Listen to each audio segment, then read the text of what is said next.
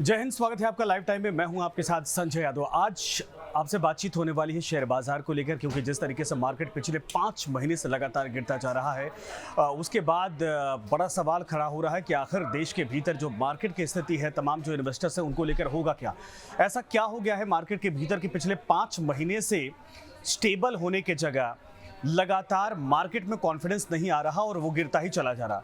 ऐसे कौन से फैसले हैं जिनको लेकर एफआईआईस अगर पिछले 2 महीने की अगर बात करें तो 1,12,000 करोड़ का निवेश लेकर चले गए, वापस कर यानी अपना वो शेयर बेचते जा रहे हैं और पैसा भारतीय बाजार से, इंडियन मार्केट से निकलता जा रहा है। और वो डंप कहाँ हो रहा है? वो चाइनीज मार्केट में हो रहा, हांगकांग के मार्केट में हो रहा है। ऐसा क्यों हो रहा कि भारतीय बाजार पर जो फॉरेन इन्वेस्टर्स हैं उनका भरोसा कम हुआ है और वो या तो अमेरिकी मार्केट की तरफ मूव कर रहे हैं, अमेरिकी शेयर बाजार की तरफ, या फिर सीधे वो चाइना की मार्केट में पैसा लेकर जा रहे हैं। क्या सरकार का कोई फैसला जिसको लेकर कहा जाए कि जो निवेशक थे उनको नुकसान होने लगा था? ऐसी क्या वजह है? दरअसल 2 टेन्योर याद किया जाता है। एक 1996, उस दौरान कहा गया था कि इस तरीके से क्राइसिस आया था जब कुछ महीने तक लगातार मार्केट गिरा था और उस वक्त बड़ी पैनिक सिचुएशन पैदा हो गई थी। फिर दौर आया 2008 का, जब दुनिया वैश्विक मंदी के दौर से गुजर रही थी। उस दौरान भी भारतीय बाजार में गिरावट थी, लेकिन इस कदर नहीं थी जो अभी देखा जा रहा है। इसके बाद एक और इसी तरीके से क्राइसिस का दौर आया जब कोविड का वक्त था, और आपको याद होगा कि निफ्टी, सेंसेक्स और बैंक निफ्टी तीनों के जो इंडेक्स हैं उस लेवल पर पहुंच गए थे जो मुझे लगता है कि 2020 के आसपास कभी किसी ने अनुमान नहीं लगाया था कि यहाँ तक भी हम इंडेक्स को नीचे गिरते देख सकते हैं। उसके बाद पिछले 2-3 साल में मार्केट ने वाकई में गेन किया, और जो टैक्सेशन था उसको लेकर दुनिया के और बाजारों से कहीं ना कहीं भारत में लोगों को सहूलियत मिली।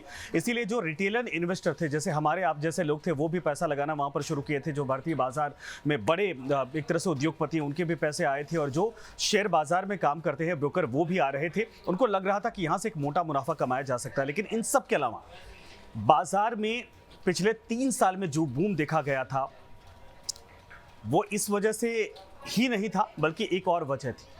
क्योंकि 2020-21 के बाद से कोविड का दौर जब खत्म होने लगा, उसके बाद से दरअसल शेयर बाजार, भारत के बाजार की तरफ लोगों को एक होप दिख रही थी।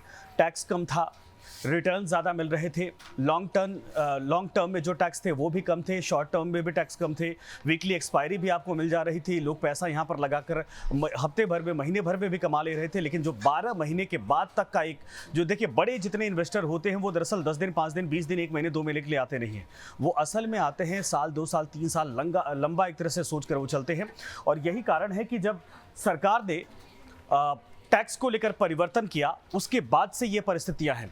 एक फैसला नवंबर में लिया गया था, जब आपको बता दें कि वीकली एक्सपायरी को ख़त्म किया गया था, और इंडेक्स में जो हर रोज़ एक्सपायरी आपको मिल जाया करती थी वो ख़त्म होने के बाद लोगों के पास ऑप्शन नहीं बचे।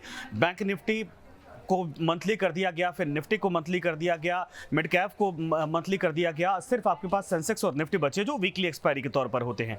उसमें भी दूसरा तरीका क्या निकाला गया? हालांकि ये सरकार का नजरिया ये था कि जितने भी रिटेल इन्वेस्टर्स आ रहे हैं, जैसे हम आप जैसे लोग आ रहे हैं, और जो सेबी का एक सर्वे था उसमें कहा गया था कि 10 में से 9 लोग यहाँ पर घाटा करके जाते, एक जो है पैसा बना पाता है, कमा पाता है।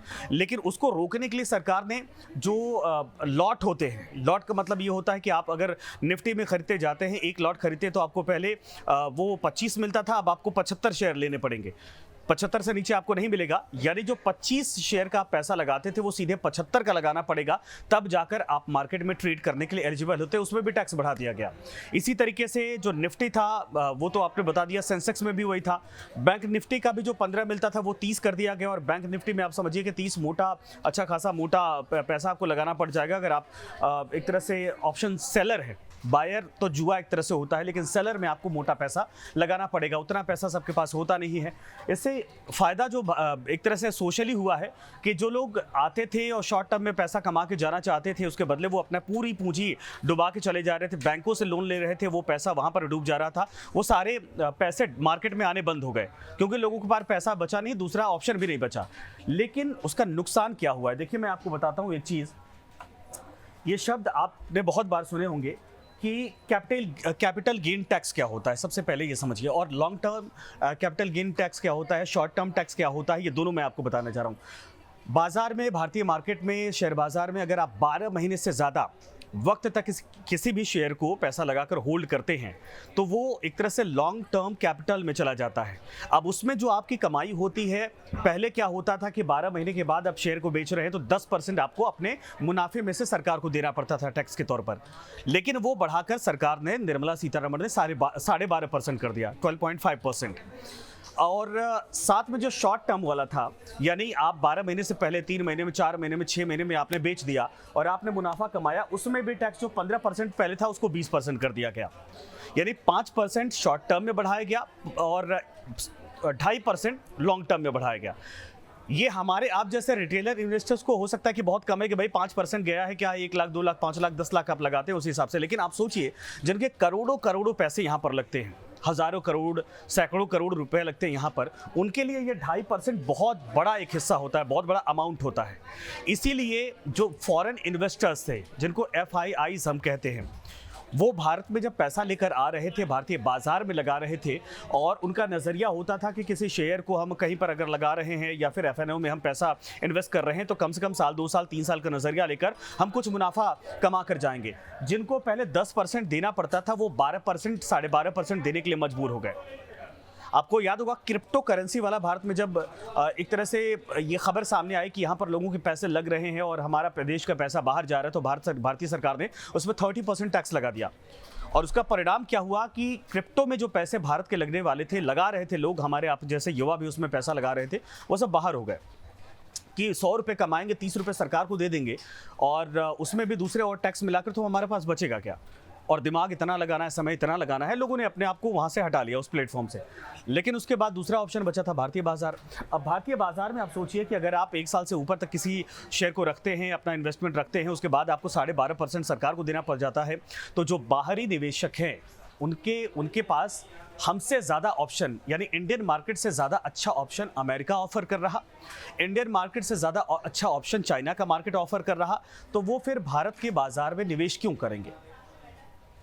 ये नज़रिया बदला लोगों का और यही कारण है कि पिछले 5 महीने में, यानी नवंबर से ये रेगुलेशन सेबी का जो था वो लागू होता है, चाहे वो एक्सपायरी चेंज करना हो, चाहे टैक्स बढ़ाने की बात कही जाती हो।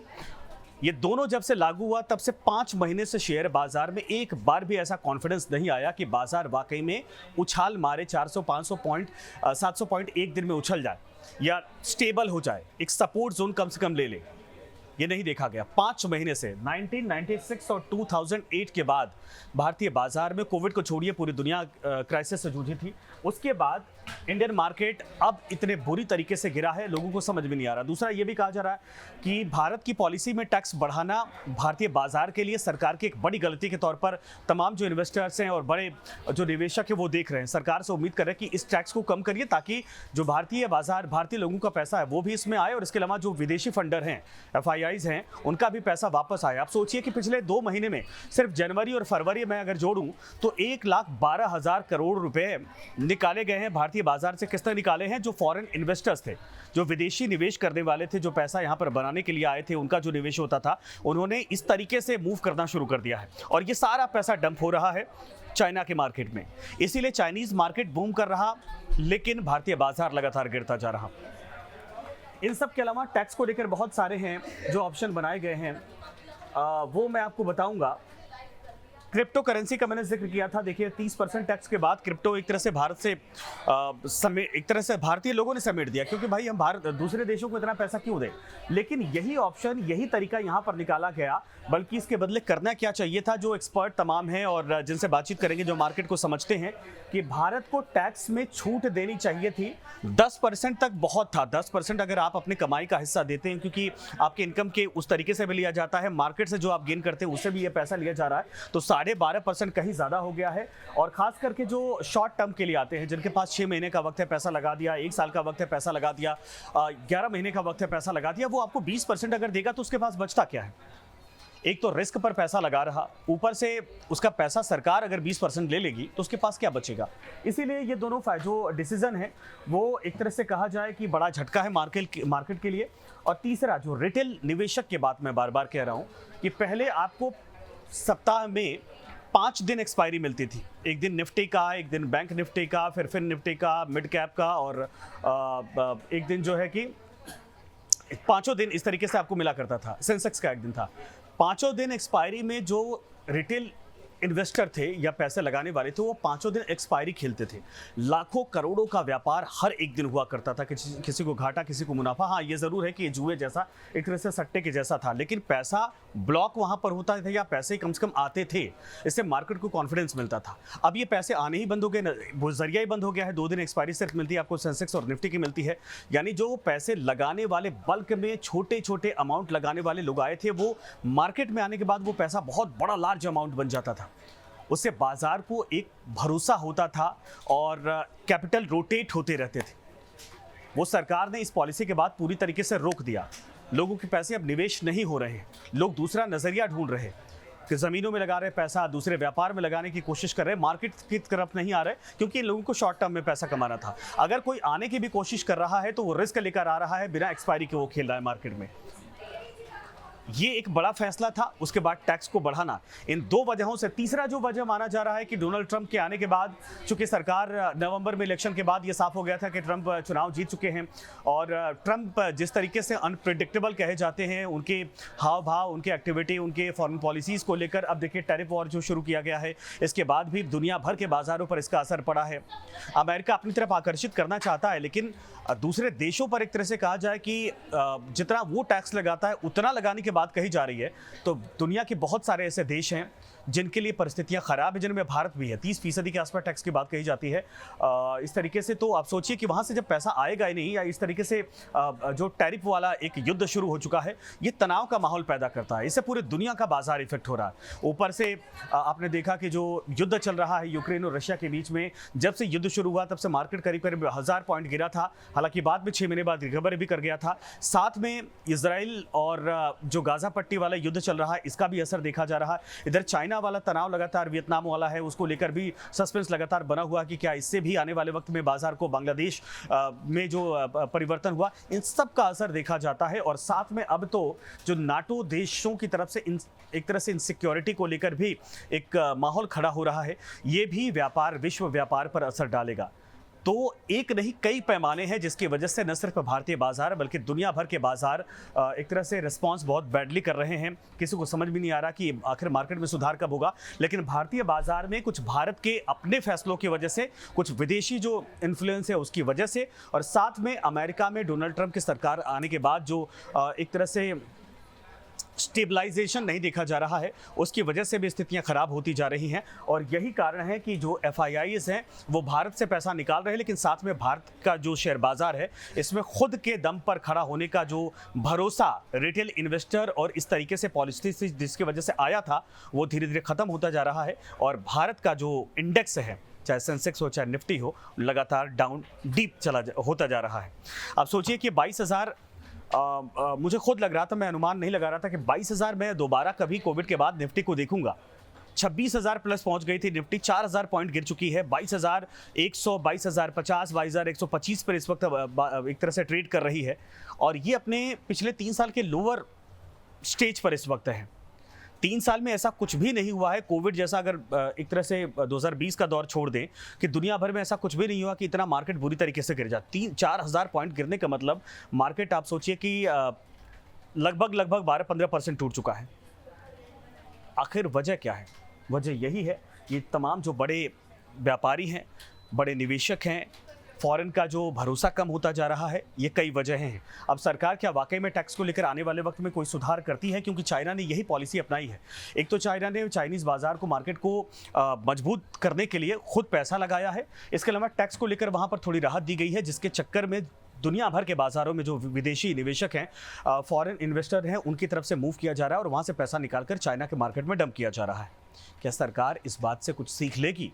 क्योंकि हर रोज़ लाखों करोड़ों रुपए लोगों के डूबते जा रहे, लोगों के पास ऑप्शन नहीं है, बड़े व्यापारी अपना पैसा निकाल रहे, जो घाटे में हैं वो फंसे हुए हैं, और किसी को ये उम्मीद नहीं दिख रही कि अगले 1 साल 1.5 साल के भीतर बाजार दोबारा 26,000 27,000 के आसपास जाने की स्थिति में दिख रहा है। अगर आप भी पैसा निवेश करते हैं, आप भी मार्केट में अपना पैसा लगाते हैं, तो आप बताइए आपको आपकी स्पेकुलेशंस क्या है, और आप क्या सोचते हैं कि भारतीय बाजार कॉन्फिडेंस कब गेन करेगा, और सरकार की तरफ से बाजार को एक तरह से मजबूती देने के लिए क्या करना चाहिए? धन्यवाद आप सभी का।